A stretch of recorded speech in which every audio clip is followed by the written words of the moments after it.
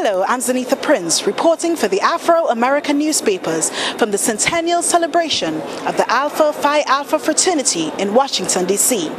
The convention began this week with the recognition of the fraternity's most famous member, the Reverend Dr. Martin Luther King Jr. Fraternity members and supporters rededicated a site to the memorial of the civil rights leader. Here's Afro reporter Olafika Opio with more on that story. Could you explain to me Alpha Phi Alpha's relationship to the Martin Luther King Foundation? Sure. The foundation is a creation of Alpha Phi Alpha. It is a separate 501c3 organization that was founded by Alpha Phi Alpha some 10 years ago, founded for the sole purpose of raising funds and building a national memorial here in Washington, D.C. to Dr. Martin Luther King Jr. $60 million has been raised towards the construction of the memorial? Yes, we have raised approximately about $61 million, to be honest with you. So we're excited about that. We need a total of commitment of $100 million. So once the memorial is completed, we turn title and everything over to the federal government. And just like the other memorials here in this city, the Washington Memorial, Jefferson Memorial, the federal government will maintain this memorial into perpetuity. This will be the first memorial to a man of peace and a man of color on the mall.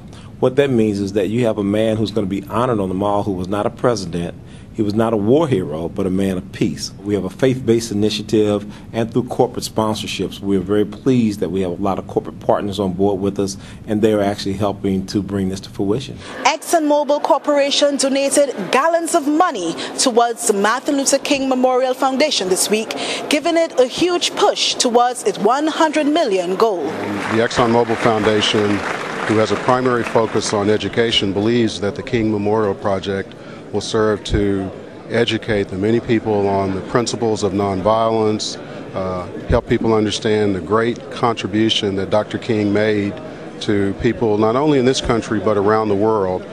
To know that we are following in the legacy of such a fantastic man and have the opportunity to lead the efforts to building a monument for somebody who's done so much for civilization is exciting. 100 years ago at Cornell University in New York, 7 African-American men, later known as the Alpha Jewels, formed Alpha Phi Alpha, the first black intercollegiate Greek letter fraternity.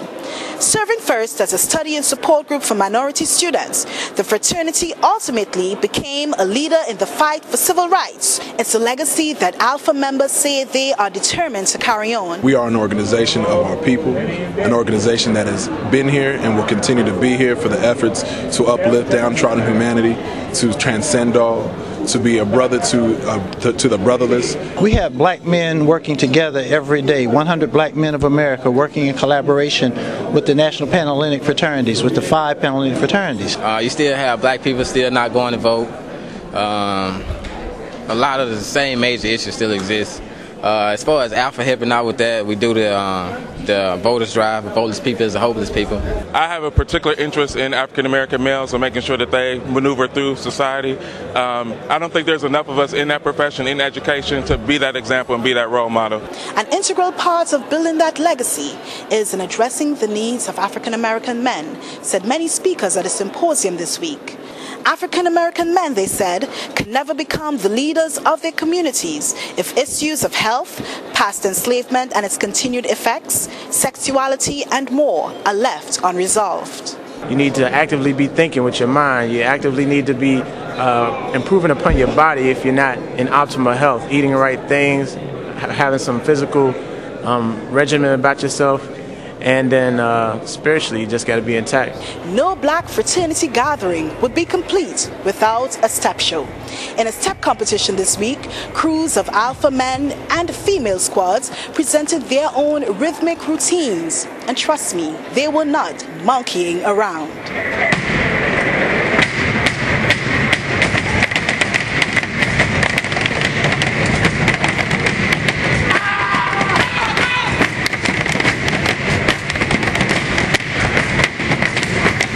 That's all for this webcast. For more on the Alpha Centennial Celebration and other news, check us out at www.afro.com or pick us up at the newsstands.